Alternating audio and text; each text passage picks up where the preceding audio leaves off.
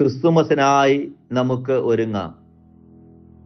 22-ാം ദിവസം മാറ്റത്തിന്റെ ആരംഭം.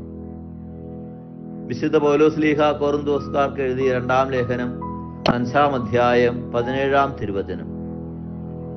ക്രിസ്തുവിൽ ആയിരിക്കുന്നവൻ പുതിയ സൃഷ്ടിയാണ്, പഴയത് കടന്നുപോയി, ഇതാ പുതിയത് വന്നു കഴിഞ്ഞു. യേശുവിന്റെ ജനനം ഒരു പുതിയ തുടക്കമാണ്. പഴയത് മാറി പുതിയത് ആരംഭിക്കുന്ന നിമിഷം.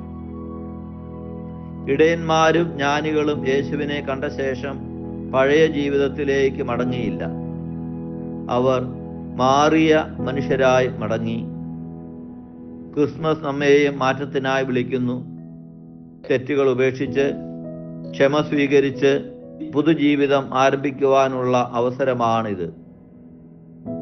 ഇന്നാണ് ഏറ്റവും നല്ല സമയം മാറ്റം ആരംഭിക്കുവാൻ.